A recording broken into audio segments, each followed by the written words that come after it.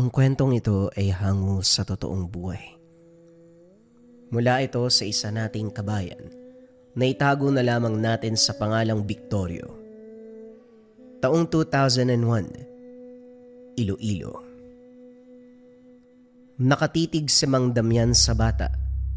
Naglalaro ito sa putikan, hindi kalayuan sa tahanan.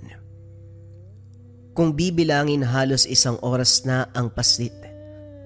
Hindi na makilala dahil puro lupa ang katawan. Gayunpaman, masaya itong nagpapagulong-gulong. Hindi alintana ang galit ng ina sa oras na mahanap. Hindi nagtagal, matatanaw ang babae sa kabilang dulo ng palayan. Nagmamadali sa pagakbang, kinarga ang bata. Lumingon sa gawin ni Mang Damian, yumuko bilang tanda ng tawad. Sa baryong ito, si Mang Damian ang kinikilalang nakakatakot na manunugis. Wala siyang sinasanto. Minsan ang kinalaban ang pare at mayor, simbahan o politiko, walang panama sa antingero. Sa umaga, simpleng magsasaka ng malawak na palayan, kasama ang nag-iisang alaga na kalabaw. Tinawag niya ito sa pangalang Hawhaw. Sa gabi, hindi gugustuing makasalubong. Mabangis ang aura. Walang emosyon sa muka. Mga mata na nanlalamon. Idagdag pa rito ang alagang kalabaw na katulad niya rin ang dating. Hindi lingid sa kaalaman ng taga-baryo ang pagkatao ni Mang Damian, pero hindi nila pinag-uusapan ang tungkod dito. Takot na takot ang mga tao. Kahit ang lugar na nagkakagulo o nagsasaya, biglang tatahimik kapag nasipat siya, na para bang may dumaan na anghel. Kaso hindi rin anghel ang paglalarawan ng nakakakilala sa matanda. Hindi anghel, hindi rin demonyo. Ito ang katotohanan na mahirap tukuyin. Pero isa lang ang sigurado. Sa oras sa may maramdamang panganib, handa itong lumigtas kahit sino pa ang nasangkot. Isang umaga, lumabas si Mang Damian para simulan ang pagsasaka. Natigilan nang makita ang bayong na nakasabit sa bakod. Puno ito ng prutas at gulay. May nakasabit pang sulat tungkol sa nangyari kahapon, sa bata na hindi lang naglalaro sa putik, kundi sinalanta ang binhi, nakakabagong tanim pa lamang. Nilamutak ng matanda ang papel at tinapon. Hindi pinansin ang bayong. Magtatrabaho na sana nang mapansin naman ang bata. Sa puntong ito, yung palay na malapit anihin ang pinagkakabalahan. Napabuntong hininga si Mang Damian. Hindi muna lumapit. Pinagmasdan ang bata na masayang pinaglalaroan ang pananim. Natigilan ito nang makita siya. Nakatitig habang ang maliliit na mga kamay nakahawak sa mga palay. Maya-maya pa dahan-dahang naglakad palapit. Tumingala. Tinaas ang mga kamay para magpabuhat. Subalit hindi natinag si Mang Damian. Kalaunan maririnig ang boses ng ina. Natatarantang lumapit sabay karga ng anak palayo. Bago yun, hindi kinalimutan ang paghingi ng tawad. Napailing si Mang Damian. Nawala na rin ng gana matapos makita ang maliliit na yabag sa putik. Malinaw pa sa alaala ang pananalasa ng paslit sa pananim. Imbis na magpatuloy sa pagsasaka, bumalik ng tahanan. Habang nagpapalipas ng oras, may dumating na bisita. Natunugan sa pamamagitan ng kutsilyo na bigla na lang tumarak sa dingding. Kung hindi siya nakausog, direktang tatamaan. Mula sa hindi kalayuan, tanaw ang kumakaway na kaibigan. Ay Damian, kung titignan ka sa malayo, ang tanda mo na. Pero sa malapitan na ba, bata pa pala. May dala akong lambanog at tabako. May kape at biskwit na rin. Pasensya na ako, ngayon lang nakadalaw ha. Bukod sa mga gawain, may personal na dapat asikasuhin eh. Oy, Hawhaw! Kumusta ka dyan? O sige, kumain ka lang ng damo. Wika ni Victorio nang makalapit. Maingat na inilapag sa mesa ang pasalubong. Napukaw ang pansin ni Mang Damian nang makita ang bote ng langis. Hindi ito basta bote at lalong hindi ordinaryong langis. Nang masipat ang apog na nasa ibaba, dito napatanong ang matanda. Sino ba ang pinuksa mo? Nandito ka ba para ipagmayabang yang nagawa mo? Tama ka. Ang galing mo talaga manghula. Pero hindi, seryoso. Bukod dyan, may nais akong pag-usapan nating dalawa. Naalala mo ba yung angka ng kapre na nagkunwaring manggagamot? Nariyan na naman sila. Nananalasa sa ibang barangay. Akalain mong mga peste na pinapatay ang bawat butil ng palay. Napabuntong hininga sa Mang Damian. Nanumbalik sa alaala ang matinding bakbakan noong kalaban ang mga kapre. Kamuntikan siyang masawi noon. Hindi madaling makipagtuos sa nilalang na nagmula sa ibang mundo. Danas ito ng matanda. Kaya biglang hindi naging komportable nang ipaalala ng kaibigan. Bakit?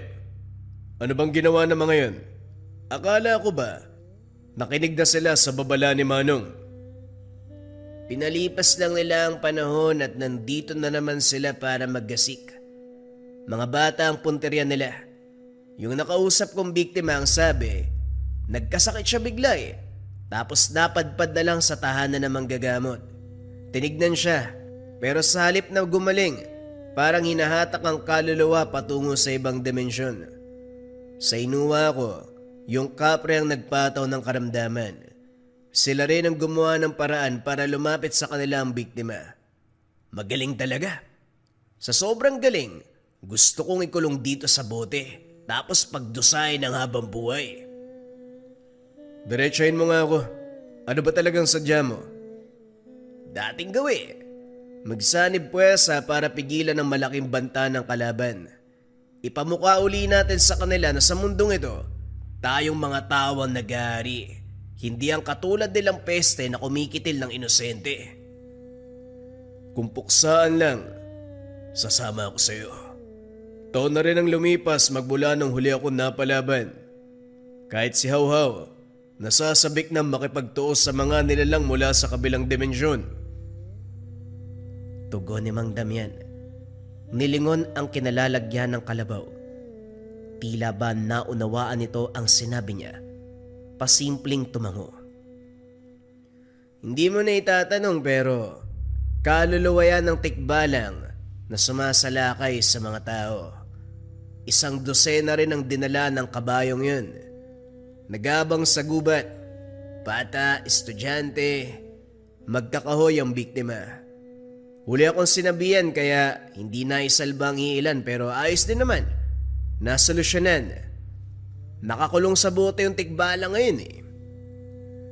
Pag-iiba ni Victorio, sabay turo sa bote. Tinignan nitong mabuti ni Mang Damian, muling namangha sa kakayahan ng kaibigan. Pagkatapos ng usapan sabay silang nagapunan, hinatid ni Mang Damian si Victorio at sa pagbalik, tanaw naman ang bata. Madilim na ang paligid, tanging buwan na lamang ang nagbibigay liwanag. Pero ang paslit, masayang naglalaro sa putik at pananim. Humugot ng hininga si Mang Damian upang pigilan ang pagkarinde sa namumunti nitong hagikgik.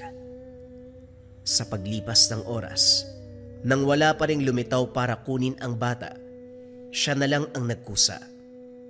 Hinabaan ng pasensya lalo na nang maglikot ang bata, tumalsik sa kanya ang putik. Hindi magawang pagsabihan dahil bukod sa hindi makaintindi, masyadong inosente, dinala sa tahanan at pinaliguan. Matapos bihisan doon na kinausap. Bata, ano bang ginagawa mo sa palayan ko? Naku naman, hindi kita pwedeng pagalitan, sobrang bata mo pa. Paglalaro lang ang nasa isipan mo. Pero sana man lang binabantayan ka ng nanay mo. Tagasang ka ba? Naku, Hindi din naman sasagot to. Kumain ka na nga lang dyan. Lugaw lang ang mabibigay ko sa'yo ha. Sa pagkakataong ito, nagbago ang pakikitungo ni Mang Damian. Naging magaan na para bang ama na nag-aalaga ng anak. At sa unang pagkakataon din, natutunan niyang ngumiti. Tila ba napunan ang pagkukulang sa buhay. Hindi na malayang sumabay sa tawa ng pastit. Itinabi na rin sa pagtulog. Nabulabog sa paglalim ng gabi. Kagad bumangon ng maamoy ang usok na senyales ng kapre. Wala mang usok na makikita. Humahalo sa hangin ang samyo. Nagdadalawang isip iwan ng bata. Nangangamba na baka pagtalikod, ito ang pagkaabalahan ng nilalang.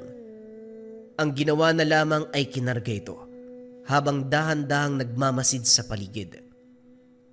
Walang tao sa labas pero maririnig ang mahinang tunog. Hangos ng kalabaw pero hindi ito ang alaga. Si Hawhaw sa kabilang banda, alistong alisto, sinusuri ng tingin ang paligid. Hawhaw, kung sakali man na meron kang makita, ligpitin mo na kagad. Wala nang panahon para usisaing mabuti. Amoy pa lang, halatang kalaban na. Wika ni Mang Damian. Mahina man, dinig na dinig ito ni Hawhaw. Lumipas ang ilang sandali. Lumakas ang alingasaw. Binaba ni Mang Damian ang bata. Nilagyan ng orasyon para hindi malanghap ang usok. Pinalibutan ng pangontra ang kinalalagyan para sigurado ang kaligtasan. Matapos nun, iniwan ito para hanapin ang kalaban. Pag-apak ng bakuran, bagya ng makapal ang usok. Sinuri ni Mang Damian ang kalapit na mga puno, kaso wala doon ang kapre. Sinundan ang upos ng tabako na nagkalat sa lupa. Pagdating sa unhan, buong tabako lang ang nahanap. Bumalik sa kanalalagyan ni Hawhaw at kinalas ang tali. Hinayaan itong maglakbay sa paligid para tumulong sa paghanap. Hindi nagtagal, dumako ang tingin sa partikular na direksyon. Mula roon nakatayo ang kapre. Itsura mo pa lang, ang sarap mo ng ligpitin ha. Hawhaw, umanda ka. Ipamukha mo sa animal na yan kung sino ang hari sa lugar na ito. Ang lakas ng loob mong umapak sa teritoryo namin ha. Sige, pakitaan mo yan. Kumilos ang kalabaw. Inararo ang mayayabong naalaman. Handa na din itong umatake, subalit pinaglaruan ng kapre. Biglang nawala, lilitaw sa ibang direksyon. Dumadagungdong pa ang halakak. Si Mang Damian sa kabilang banda, hindi nagustuhan ang ginawa ng nilalang sa kalabaw, kaya naman nakisali na siya. Dinampot ang upos ng tabako, sinindihan at kinargahan ng orasyon. Inihipan niya ng inihipan hanggang sa lumakas ang usok. Nang maamoy ito ng kapre, ito na mismo ang tumigil. Napalitan ng takot ang pang-aasar. Tama na. Hindi na mauulit. Katuwaan lang ang sa akin. Masyado kayong seryoso. Pasensya na. Hindi na mauulit. Tanggalin mo ang orasyon. Itigil mo yan. Masakit sa kaloob-looban ko. Wika ng kapre. Panay haplos sa dibdib at yan. Nahihirapan sa paghinga. Ngayon lang kita nakita. Taga saan ka ba? Hindi naman siguro napadpad lang dahil batay sa kilos mo, kami talaga ang pinupunterya mo. May nagpadala ba sa'yo? Kaninong alaga ka? Wala akong amo.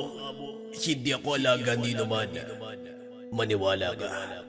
Ikaw at ang kalabaw ang sadya ko. May gusto kong hilingin. Wala akong masamang balak. Hihingi pa ako ng tulong. Sa tingin mo ba maniniwala ako? Gasgas na ang ganyang pakulo.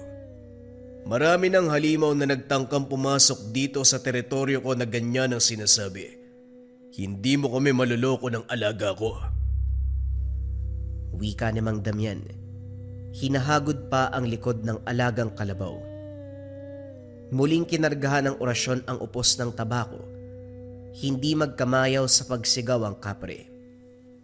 Napabaluktot habang iniinda ang epekto sa kaloob-looban. Naghahabol pa ng hininga. Nang mapansin ni Mang Damian ang hirap nito, nagpa siyang itigil. Saka lang nakahinga ang halimaw. Sa kabila ng kalagayan, gumapang palapit.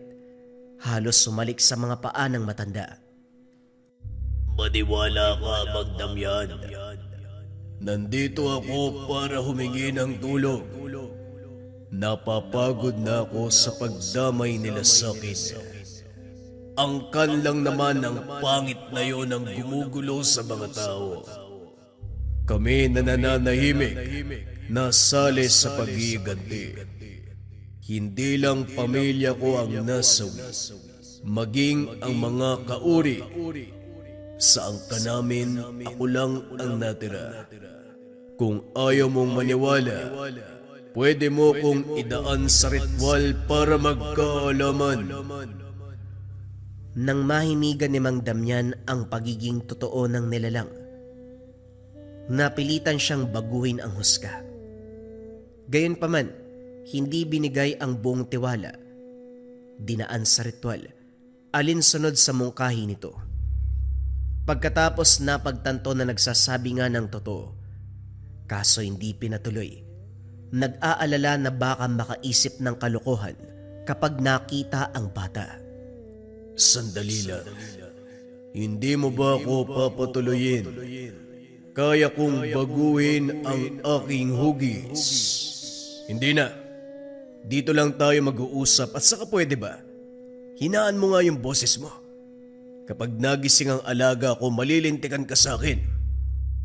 Alaga mo. Mulat naman ang kalabaw. Teka, may iba ka bang alaga?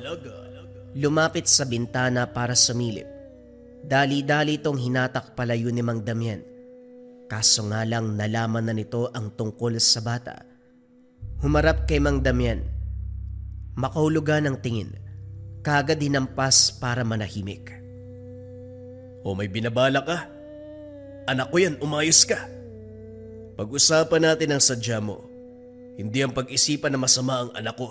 Umayos ka. Makakatikim ka talaga sa akin. Patawad, kaibigan. Alam mo naman na mahilig kami sa mga bata. Hindi lang sa magagandang babae. Pero sandali. Bakit parang pamilyarang amoy ng bata? Minsan na yang naglakbay, malapit sa tinitirahan kong puno. Hayaan mo kong tignan. Siya nga. Meron siyang ina. Yung babae na kulot ang buhok. Matangkad at morena. Mahiyain dahil palaging nakayuko. Kung alam mo lang ang pinagdaanan ng babaeng yon, siguradong maaawa ka. Bugbog sarado ng asawa. Pinagkakaisan pa ng mga tao. Hindi ko lang alam ang rason upang siya ay pagkaisahan. Maganda pa naman ang itsura. Sobrang daldal mo naman. Sa buong buhay ko, ngayon lang ako nakakita ng kapre na masyadong pakialamero sa buhay ng ibang tao. O baka meron ka pang ibang nalalaman dyan, ha? Meron talaga. Ang nanay ng batang yan, minsan ang biktima ng kapre. Yung angkan ng nananalasa ngayon. Mabuti na lang, may mabait na albularyo kaya naagapan. Umalis sila sa lugar dahil pinayuhan ng albularyo. Gusto siyang makuha ng masamang kapre. Huwag kang magsinungaling. Ang pinakaayoko sa lahat yung magaling lang gumawa ng kwento. Magsabi ka ng totoo. Narito ang palad ko. Gumamit ka ng orasyon upang malaman mo. Kayong may karunungan, hindi madaling maniwala. Pero ibahin mo ko. Hindi ako nagsisinungaling. Narito ang palad ko. Inilahad ng kapre ang mga kamay. Hindi nagritual si Mang Damian. Nararamdaman niya ang pagiging totoo ng nilalang. O siya, balik tayo sa usapan. Sino ang kilala mong kapre sa angka na yun? Anong tulong ang gusto mong makuha mula sa akin? At ano ang gusto mong mangyari? Naging seryoso ang mukha ng kapre. Humarap ng maayos kay Mang Damian. Gusto ko lang malinis ang aking pangalan bilang mabuting nilalang. Naubos na nila ang pamilya at mga kaibigan ko. Ako na lamang ang natira. Sa ginagawang pananalasa ng masasamang angkan, damay kami. Maraming albularyo ang gumawa ng hakbang. Nagtaboy, pero sa halip ang masamang angka ng tamaan, kaming inosente ang nadali. Mabuti nga't nagawa ko pang isalba ang sarili. Pero hindi ako magtatagal kung patuloy na magkakaganito ang sitwasyon. Sa angka na yun, si Otep lang ang kakilala ko. Yung maitim at malaki ang ilong. Na para bang hindi ka maitim at malaki ang ilong? Ganyan naman yung mga itsura nyo Bigyan mo ko ng eksaktong paglalarawan para makilala kagad ang nilalang na yun. Malakas ang amoy niya. Mas malakas kumpara sa ordinaryo. Nabibilang siya sa mataas na angkan. O na, sige. Naiintindihan ko ang gusto mong mangyari. Tutulong ako. Teka, ano bang pangalan mo? Tawagin mo ko sa pangalan na ibinigay ng mga mortal. Kapre. O sige. Kapre ang itatawag ko sa'yo. Nakakapagod din mag-isip ng pangalan O tapos na tayo dito Anong oras na? Kailangan ko magpahinga. Ikaw, bumalik ka na sa inyo. Dito na lang ako mananatili sa puno. Isang tawag ko lang, matutulungan mo na ako kagad. Ganyan ka ba talaga katakot sa kapwa mo? Ay, nako. Napabuntong hininga si Mang Damian. Hindi na sumagot ang nilalang. Abala sa pagpunta sa kanyang puno.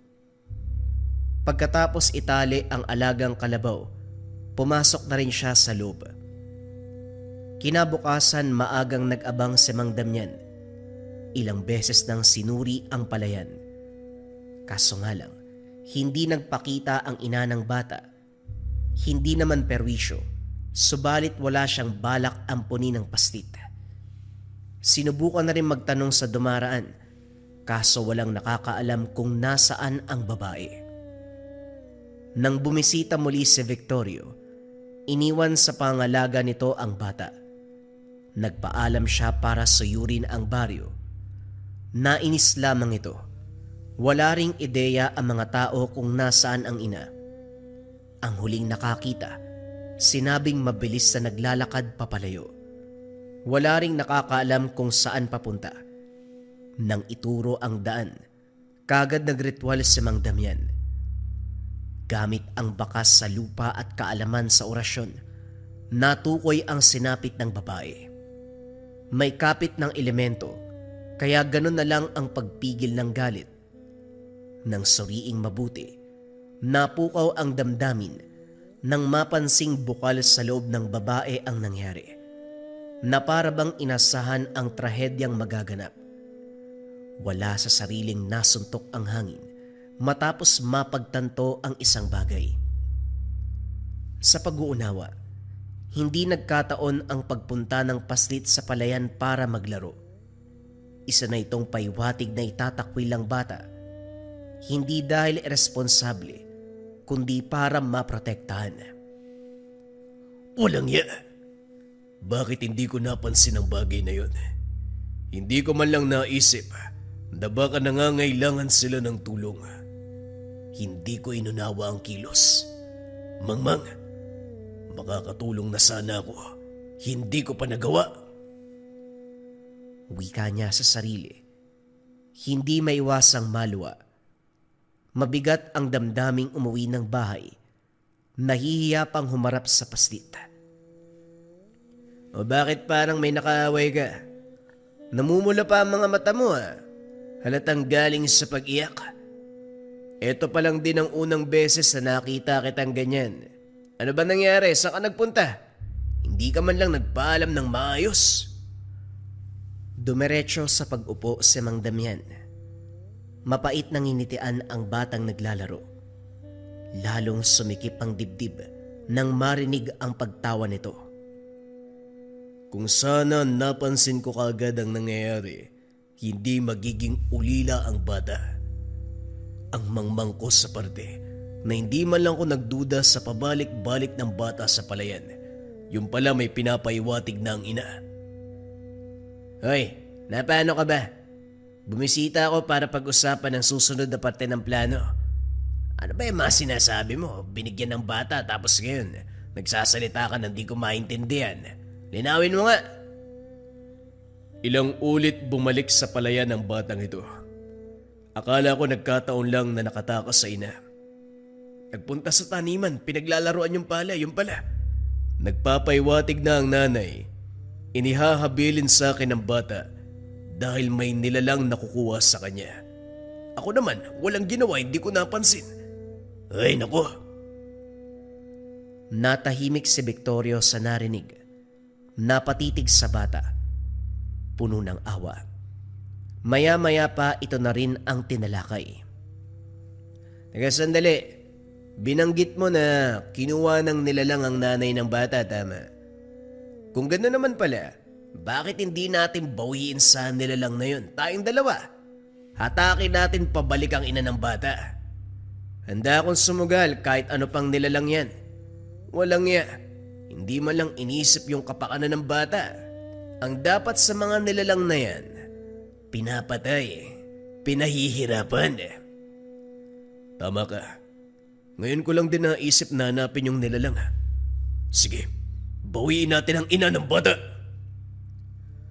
Napabuntong hininga si Mang Damian. Inihanda ang sarili at mga kagamitan para sa bagong misyon. Pagsapit ng gabi, kinausap ang kapre. Kumuha ng impormasyon tungkol sa sinabi nitong nilalang na gustong kumuha sa ina ng bata.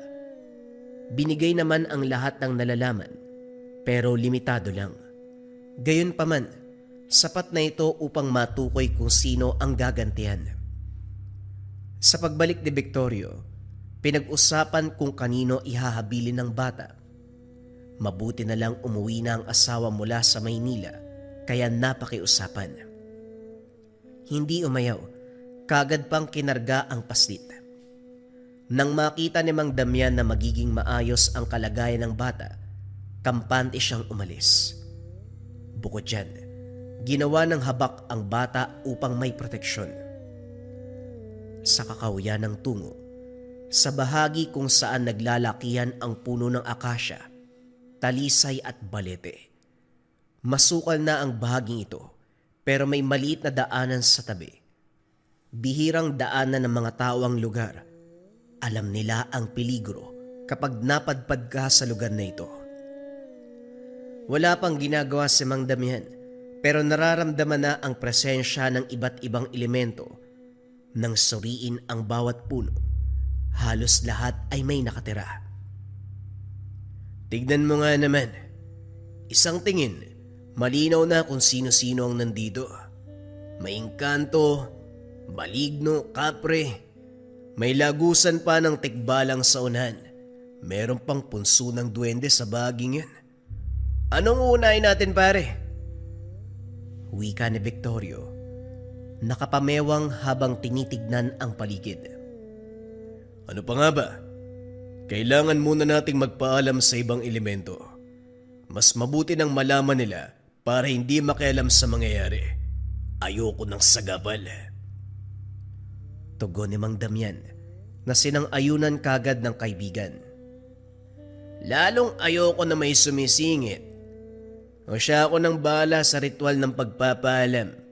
Pwede mo nang simulan kagad ng pagtawag sa kapre sa sandaling matapos ako. Inumpisahan ni Victor ang ritual. Maingat na nagpaalam sa iba't ibang elemento na kasalukuyang nakikinig. Isa-isang nagtago sa lungga ang lahi na walang kinalaman sa sadya, hanggang lahi ng kapre na lamang ang natira.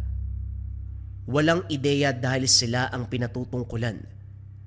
Pagkatapos si Victorio, sinimulan ni Mang Damian ang pagtawag. Sa unang pagbigkas ng orasyon, nabulabog ang angkan ng kapre. Lumitaw ang mga ito. May nakalambitin sa sanga. May nagtatago sa likod ng puno. May galit. Handa ng sumugod. Inilabas ni Mang Damian ang upos ng tabako na nakuha mula sa kaibigang kapre. Tinuruan din siya ng pamamaraan kung paano ito gagamitin. Sino sa inyo nagngangalang Otep? Yung maitim, tapos malaki ang ilong. Ganun lahat ang itsura nyo, pero huwag kayong malito. Nasaan siya? Ilabas nyo. Iharap nyo sa akin. Wika ni Mang Damian na kinukutya pa ang angkan. Nagkatinginan ang mga kapre. Nagpapalitan ng titig na may pinapaywatig. Maya-maya pa, dahan-dahang tumakas ang isa, pero kagad napigilan ni Mang Damian. Sumapol sa ulo ang binatong pangontra. Kagad bumagsak. Sa nangyari dito naunawaan ng angkan kung gaano kaseryoso ang sitwasyon. Kung ayaw niyong matulog habang buhay, mabuti pang ilabas niyo si Otep. Dalihan niyo. Maikli lang ang pasensya ko. Sinindihan ni Mang Damian ang upos ng tabako. Hinayaan itong mag-ipon ng usok. Makikita ang takot sa pagbumuka ng mga ito. Kaso wala silang balak na ilaglag ang kalahi. Lumipas ang oras na ubos ang pasensya ni Mang Damian. Itinaas ang upos ng tabako. Inihipan habang sinasabayan ng dasal. Kanya-kanya sa pag-iwas ang mga kapre. Sinasabayan ng orasyon ni Victorio kung kaya't hindi makawala sa kinakatayuan. Isinarang mabuti ang lagusan upang hindi makatakas. Masyado nyo namang mahal si Otep. Sa dami nyo, wala man lang nakaisip na isuko. Bumagsak na ang kasama nyo. Gusto nyo yatang sumunod O sige, total matigas kayo. Langapin nyo ang usok ng sarili nyong tabako. Kahit mula ito sa mundo nyo, alam natin na kapag sinamahan ng dasal, masama ang epekto sa inyo. Tignan mo nga naman, hindi lang kayo naghahabol ng hininga, malapit na rin kayong mamatay. Sa kabila ng paninindak, wala pa ring sumagot. Hindi tinigil ni Mang Damian ang ritual, bagkus dinagdagan ang bigat ng orasyon. Hindi na magkamayaw ang mga ito. May nawalan na ng malay, may lumalaban para makahinga. Nang wala pa rin nagsasalita, dito na ginawa ang tinuro ng kapreng kaibigan. Dumakot ng lupa, sinaboy ito sa umuusok na upos ng tabako. 3 beses inihipan. Nagsimulang umapoy, naglabas ng balisong, sinugatan ang daliri at pinatakan. Pagkatapos niyan direktang tinarak ang patalim sa nagliliyab na upos. Ang resulta, may nangisay na. May bumaliktad ang sikmura, sinuka ang sariling laman. Ang iilan, binalingan ang isa't isa. Nagkakasakitan. Sa kabila nito hindi magawang matuwa ni Mang Damian. Pagdaan ng oras, kusang inurong ang ritual. Nakahinga ang lahat. Wala pa rin bang magsasalita? Sabing ilabas nyo na si Otep. Ibalik niya kamo ang dinukot niyang babae. Sinuri ang bawat nilalang. Abala ang mga ito sa pagdaing buhat ng epekto ng ritual. Walang nakinig. Walang nagpakita ng interes. Kaya naman naganda para ulitin ang orasyon nang biglang lumitaw si Otep. Kumpara sa karamihan mas malaki ang hubog nito. Malakas ang tindig. Nakakakilabot ang aura. Masama ang titig kina Mang Damian at Victorio. Nang makita ang nangyari sa mga kasama, humiyaw at nagwala. pero hindi nasindak ang matatanda. Yun na yun? Para kang unggoy. Ikaw ba yung Otep? Sabihin mo, nasa ang dinukot mong babae? Antigero, hindi ko gusto ang presensya nyo. Nagkita na ba tayo noon? Pamilyar kayong dalawa. Tugon ng nilalang. Hindi nakinig sa tanong ni Mang Damian. Oo naman, nagkita na tayo. Isang beses kaso maraming taon na nakalipas. Hindi ka ba natutuwa na nagkita tayo muli? Tumatak sa alaala namin ang sagupaan noon, kaya sigurado kung kilala mo kami. Tama na ang pag-alala sa nakaraan. Pag-usapan natin ang ngayon. Nasaan ang babaeng dinukot mo? Binalaan ka ng albularyong tumingin sa babae, pero ayaw mong makinig. Nasaan siya? Ibalik mo siya. Si Pipay baka mo. Hindi mo siya mababawi dahil siya ay aking asawa. Kasalukuyan kaming nasa ritual ng pagkakaisa, pero nambulabog kayo. Abalokong to. Hindi mo pagmamayari ang tao kaya wag mong angkinin. Ibalik mo sa amin ang babae kung ayaw mong ubusin namin ang angkan mo. At ikaw, kayang-kaya kitang ikulong uli. Pagdudusahin kita sa bote. Wika ni Victorio. Napabunot ng bote, kaso tinawanan lang siya ni Otep. Naaalala ko na kung sino kayo. Alipores ng tinatawag niyong manong. Nagawa niyo nga kaming ikulong noon, pero hindi naman nagtagal. Nakatakas din kami. Isa lang yung patunay na sa labang ito. Kayo ang talunan. Huwag niyong ipagyabang ang bote ninyo. Napapasag lang yan. Otep, hindi ko na uulitin ang sinabi ko. Gawin mo na lang para matapos ang pagharap natin. Bakit? Natatakot ka bang humarap sa akin sa loob ng mahabang oras? Nakikita mo ba ang magiging kapalaran nyo? Wika ng nilalang. Makikita sa mga mata ang pagbabalak na tapusin si Mang Damian at Victorio. Nahimasmasan na ang mga kasama nito na ngayon ay naghahanda na sa pagsugod. Hoy, kahit magtulungan pa kayo, wala pa rin kayong laban sa amin. Huwag na kayong magsayang ng lakas. Madali lang naman ang hinihiling namin. Ibalik ang babae, si Pipay. Kapag binigay niyo siya sa amin, alis na rin kami. Ako ba ay niloloko nyo? Hindi na uso ang maayos na usapan. Dinadaan ito sa pagtutos. Kaya humanda kayong dalawa. Pare, total sila naman ang nagamon. Saka gusto ko magpapawis, wag na natin palampasin. Ipitin natin si Otep mamaya para sa huli, maibalik niya ang nanay ng bata. Ako na ang bahala sa orasyon. Tawagin mo na ang kaibigan natin.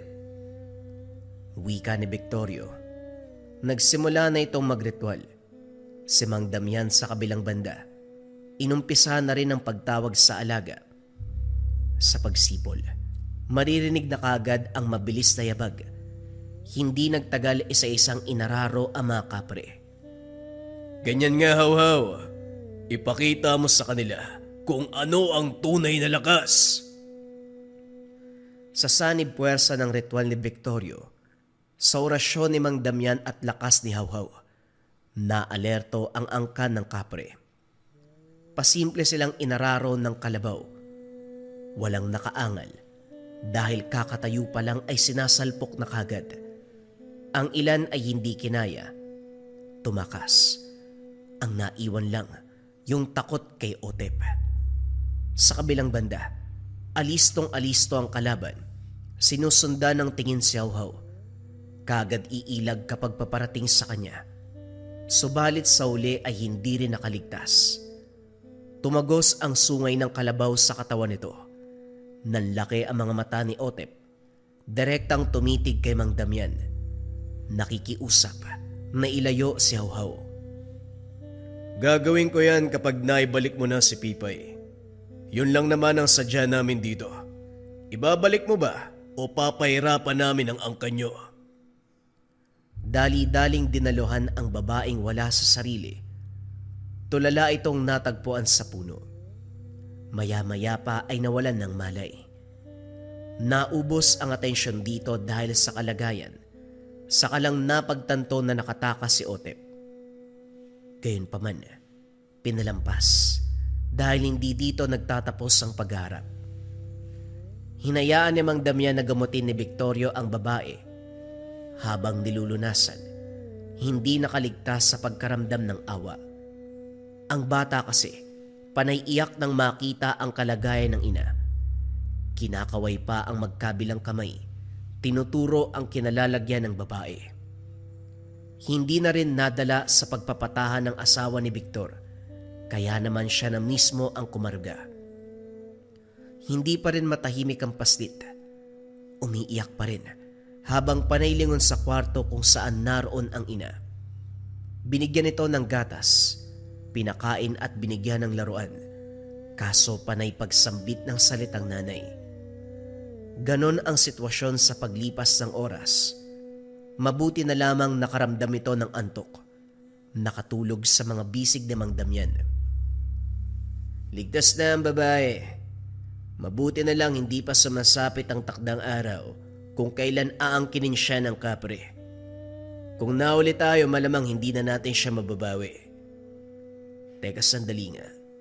Parang bagay sa'yo magkaanak ka. Sa pormahan mo ngayon, parang ikaw pa yung tunay na tatay niyan. Di ba wala ka namang asawa? Eh di pormahan mo si Pipay. Parang aray ko. Pasensya na, nagbibiro lang. Wika ni Victorio. Binatukan siya ni Mang Damian. Hindi pa tapos ang misyon natin kaya wag mong singitan ng biro. Bukas sa bukas, babalikan natin ang lungga na mga kapre. Sa puntong ito sila ang liligpitin. Wala tayong ititira sa mga yan. Yan nga ang gusto kong sabihin. Ligtas na si Pipay. Bumalik na ang ina ng bata kaya oras na para sa pinakamisyon natin. Nakahanda na ang bote. Isa lang ang dadalin mo. Sa dami na mga yun, sapat ba ang isang bote? Sasapat na to. Isisiksik natin sa isang bote ang kaluluwa ng mga animal. Tagpi-tagpin hanggang sa hindi na makahinga. Masyadong marami kung isa-isa eh. E di isang bote na lang, magsama-sama sila. Sumang-ayon si Mang Damian sa naisip ng kaibigan. Inantay muna nilang may masmasan ang ina ng bata. Isang araw din ang tinagal. Hindi magawang iwanan dahil sa pagsapit ng umaga, may pagbabago sa kalagayan nito. Biglang tumaas ang lagnat. Sa kabutiang palad yun lang ang nangyari. Pagkatapos nun, iniwanan sa pangalaga sa asawa ni Victor. Bumalik ng bahay si Mang Damian para kumustahin ang alagang kalabaw. Pagkatapos ang sagupan, dumiretso ito ng balik ng tahanan at ngayon palang nakita. Nang masuri ang kalagayan, pinagpahinga muna ito. Hindi nagpahuli ang kaibigang kapre. Nakabusangot ang muka. Humarang sa daan para makakuha ng atensyon. Nakasimangot ka pa, lalo kang pumapangit. Ano bang kailangan mo? Inaantay ko kung kailan ako tatawagin. Pero hindi nangyari. Bingi ka ba? Tinawag kita pero hindi ka dumating. Mabuti na lang dumating si Hawhaw. Ano? Tinawag mo rin ba ako? Ang napansin ko lang, kumaripas ng takbo si Hawhaw. Nilolo! Hoy! Damian! Manaw! Hoy! Hindi na siya pinansin ni Mang Damian. Nilagpasan. Nagpahinga rin sandali at sa paggising, pinuntahan ang sitio kung saan nagpapanggap ang mga kapre bilang manggagamot. Malalim ang pagbuntong hininga ni Mang Damian at Victorio habang pinagmamasdan ang mga pasyente. Naglalakad ang mga ito papunta sa kubo na ginawang lungga ng nagpapanggap. Nag-aanyong tao ang mga ito para makapambiktima. May sumasalubong pa sa pasyente, umaalalay para mapabilis ang lakad. Kaagad umihip ng dasal sa hangin si Victorio. Natauan ang mga pasyenteng nasa daan pa lang. Hinarap ang mga ito. Inilagay sa ligtas sa lugar. Habang inaasikaso ang kaligtasan ng mga tao, si Mang Damian sa kabilang banda ay dahan-dahang pumuslit sa kubo. Dahil sa sabulag, nagawang makapasok ng walang kahirap-hirap. Bumungad ang mga gamit. Masasabi ring tahanan ng manggagamot dahil puno ng halamang gamot, langis at iba pang pinagkukunan ng lunas.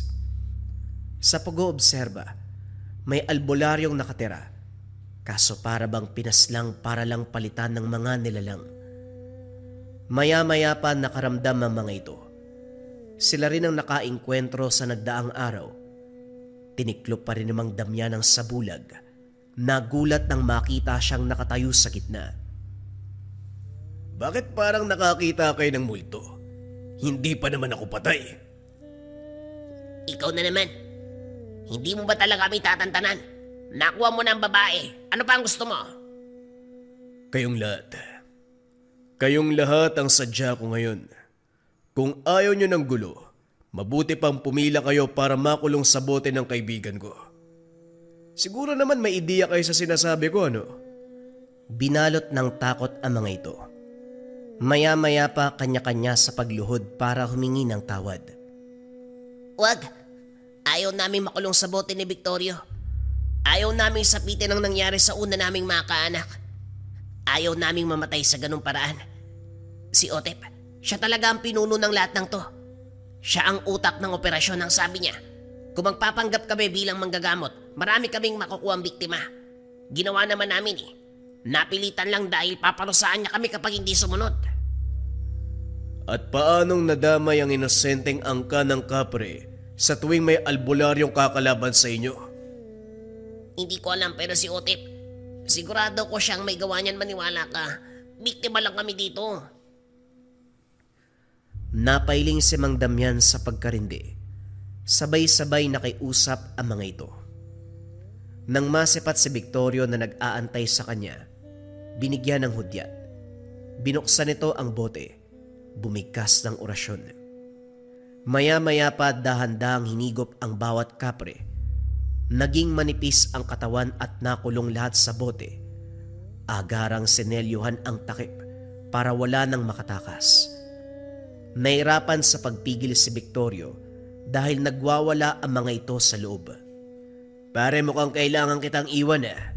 Kailangan kong siguraduhin na walang makakawala sa mga to. Mauna na ako. Isa sa ilalim ko pa sa ritual. Nang si Mang Damian ang naiwan, lumitaw si Otep na galit na galit. Kaagad siyang sinugod. Lakas ang binato ng kapre. Samantalang dasal naman kay Mang Damian. Nang hindi tamaan ng matanda, gumamit ito ng panibagong atake. Pinakilos ang mga patalim. Sumugod sa gawin ng matanda. Nagawang dumaplis. Napunit ang damit at lumantad ang tangan. Natigilan ng makita ito. Biglang napahawak sa bahagi ng katawan kung saan tumagos ang sungay ni Hawhaw. Nakilala mo ano? Tama ka, yan ang sungay na mula kay Hawhaw. At alam ko ang nangyayari sa'yo ngayon. Kumikirot ang sugat mo. Isa ka sa nakabangga namin maraming taon na nakalipas. Buhay pa si Manong ng mga panahong yun. Sinuwerte ka lang siguro kaya nakatakas ka sa pagkakakulong sa bote. Pero hindi na mauulit yan. Sisiguraduhin kong ito na ang kamatayan mo. Maestro mo si Manong. Pare-pareho kayo. Pati ang kaibigan mong si Victorio. Napakadaldala. Puro satsat. Bumuelo ang nilalang. Tinalo ng pagitan pero natigilan sa kalagitnaan ng masipat si Hawhaw. Nanlaki ang mga mata at hindi nakabalanse kung kaya't tinangay ng kalabaw. Hindi na pinalampas. Inatake ng inatake. Sinubukang lumaban ni Otep pero nag-uumapaw ang lakas ng kalabaw. Walang panama. umabot sa puntong nahirapan. Hindi nagtagal para itong karne sa merkado, tinadtad ng tinadtad. Mulat ang mga mata na nakatingala. Lalapit sana si Mang Damian para suriin nang marinig ang boses ng kaibigang kapre. Kung hindi nakailag ang matanda ay matatamaan siya. Sa tuli ng takbo nito ay hindi nakapreno. Bumangga pa sa puno. Nasaan? Nasaan ang kalaban? Nandito na ako. Handang puksain ang masamang lahi. Nasaan sila? Handa na ako. Ano bang ginagawa mo dito? Wala naman ako sinabi na sumunod ka. Wala na rin ang kalaban. Tapos na ang pagtutuos. Kung makarating ka, kung kailan tapos na halatang sinadya. Tuwag. Dismayado ang nilalang. Sumalampak sa lupa pero nang masipat ang katawan ni Otep, nagmarcha at ginulpe ang bangkay. Inilabas ang galit. Hindi nakailam si Mang Damian dahil kung tutusin, malaki ang atraso ni Otep sa angka nito. Tumabi na lamang siya. Pinanood ang hinagpis ng kaibigan. Nang mahimasmasan sa kalang tumigil. Ayos ka na ba? Pwede nang iligpit yung bangkay ni Otep? Tapos na ako. Nailabas ko na ang lahat ng galit. Nakaganti na para sa pamilya at mga kaibigan ko. Sinuring mabuti ang bangkay ni Otep. Sa kabutiang palad, dito na nagtapos ang buhay ng higanteng halimaw. Matapos ligpitin ang bangkay sa tulong ng kaibigang kapre, niligpit na rin ang kubo na pinagkukutaan ng mga ito. Binasbasa ng lugar, inalis ang sumpang nakakapit upang kung sakaling may maligaw, hindi na maapektuhan pa. Pagbalik ng tahanan na abutan si Victorio, kakatapos lang din sa pagriritual. Napatitig na rin sa bote kung saan nagsiksikan ang apog ng kaluluwa ng mga kapre. Inayos ko na ang pagkakaselyo. 100% hindi na makakatakas sa bote ang mga yan. At ito, 1 baso ng lambanog para sa tagumpay ng ating misyon. Tinanggap ni Mang Damian ang inabot na baso. Isang lagok lang. Naudlot ang usapan nang marinig ang pagtawa ng bata. Kagad lumapit. Nakatingala. Sumunod ang ina na nahihiyang hinila palayo ang bata. Hayaan mo na, halika. Halika dito, bata. Nasasabi ka bang makita ako? Ang ganda ng ngiti mo ngayon Halatang maayos ang gising. Siguro pare, sisibat na rin ako. Oras yata para magkapamilya ka. Hindi, nagbibiro lang. Sige na, alis na ako. Sa puntong ito, pinatuloy ni Mang Damian ang mag-ina. Hindi sa ideyang magkakaroon ng pamilya, kundi para bigyan ng masisilungan. Wala sa bokabularyo ng matanda ang pumatol sa mas bata. Wala rin siyang nararamdaman. Naging mabuti ang pagsasama nila na walang ilangan sa isa't isa. Sa kabila ng panunukso ni Victorio, nanatiling tapat si Mang Damian sa kanyang pangako. Ganon din si Pipay na walang balak mag-asawa. Ang tingin kay Mang Damian, isang ama. Yun na ang huling misyon. Tumanda na si Mang Damian. Isa pa, wala nang matinding kaganapan na kinakailangan ang karunungan niya. Gayunpaman, nanatiling tapat sa tungkulin hanggang sa huling hininga. At sa pagpanaw niya, dito na rin natuldukan ang buhay ni Hawhaw. Natagpuan itong nakahandusay na lamang na para bang sumabay kay Mang Damian sa kabilang buhay. Maging ang kaibigan na kapre, hindi na rin nakita. Ang puno na tinitirahan nito, kasabay na lanta sa pagkamatay ni Mang Damian. Doon na nagtapos ang kwento ni Mang Damian, ang isang antingero na may alagang balaw na nagtatago sa katauhan ng kalabaw.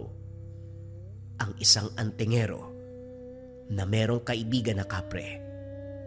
Naway nagusto ninyo ang kwento ni Mang Damian. Top 5 items na kailangan mo sa Lika Merchandise ngayong 2026. Simulan natin kaagad sa number 1. Number 1, Gunita Bracelet for Good Health Bracelet. Yung energy and vibration na ina-attract ng ating Gunita Bracelet ay nakakatulong sa pagpapaganda ng kalusugan. Laging tandaan mga kabayan, para saan ang ating mga swerte, kayamanan, kung hindi maganda ang ating kalusugan. Kung ang priority mo ay magandang kalusugan, energy and vibration na ina-attract, dito ka sa ating Gunita Bracelets. Number 2, ang ating Gintong Gabay o Gabay Medallion Ethnic Version. Pareho lamang ng bisa to mga kabayan, sa designs lamang siya nagkaiba. Ito Gintong Gabay, ito naman ethnic yung approach. Ang bisa nito mga kabayan ay pampaswerte at gabay sa career, health, love life, and finance. Kung nangangailangan ka ng swerte at gabay sa 4 na aspeto ng buhay ngayon 2026, kung kailangan mo ng guidance sa araw-araw ngayon 2026, dito ka sa top 1 necklace natin, ang Gabay Medallion Pangkalahatan. Pili ka na lang ng designs kabayan ko. Number 3, syempre hindi mawawala ang depensa spiritual mga kabayan. Meron tayong kalusugan at gabay sa araw-araw pero kailangan din natin ng depensa spiritual. Kontra sa lahat ng negative energy, kontra kulam, barang, tigalpo, palipad hangin, usog o kahit anong masamang uri ng sumpa. Ito ang Maracuyo Bracelets mga kabayan. Nandito din yung tinatawag nating rebuelta or sumbalik. Kung ano man yung sumpa na ibinigay sa inyo, ibabalik doon sa taong nagbigay. Kaya sobrang trending ng ating Maracuyo. May 4 na kulay kang pagpipilian. Pwede tong lava na may gintong San Benito, pwede tong white na may gintong San Benito, pwede tong brown na ethnic version at black na ethnic version. Pili ka na lang, kabayan ko. Number 4, Gintong Palay Money Amulet. Ito bagay na bagay itong coin na to mga kabayan para sa mga tao na ayaw naman na nagsusuot ng kung ano-ano. Baliktaran ng simbolo, ang bisa nito ay pampaswerte sa pera, for dreams manifestation, kung may mga kahilingan ka na gustong matupad ngayon 2026, for abundance and for prosperity. Sobrang simple lang nito, iipit mo lang siya sa wallet mo, dalhin mo lang palagi, ilagay mo sa gabay po lang tela pouch, basta dala-dala mo, let it work for you kabayan. Gintong Palay Money Amulet. At syempre mga kabayan ko, ang pang-5, hindi mawawala ang Kaluban de Pampaamo. Pampaamo sa tao, pampaamo sa negosyo. Kung feeling mo nasa toxic environment ka kabayan, ikaw lagi yung napapag-initan, laging galit yung partner mo, laging galit yung boss mo, laging galit yung mga katrabaho mo, sa'yo lagi sinisisi ang mga bagay-bagay, magkaluban de pampaamo ka. Pampaamo sa tao, pampaamo sa negosyo. Bagay din to sa mga nasa sales or sa mga tao na palaging merong kausap para mabilis kayong makapagpalagay ng loob ng taong kausap mo. Sobrang simple lang. Itong kaluban, gawa to ng mga tubo sa Negros, pero may mga sangkap pa ito sa loob. Dadalin mo lang kabayan. Let it work for you. Lagay mo sa bag mo, lagay mo sa bulsa mo, basta dala-dala mo lang palagi. Yon ang ating top 5 items na kailangan mo ngayon 2026 sa Lika Merchandise. Kung interesado ka kabayan, pwede mo i-click yung yellow basket sa baba. Pero if ever na walang yellow basket, i-search mo lang ang shop ng Lika Merchandise. Ingat sa mga scammers.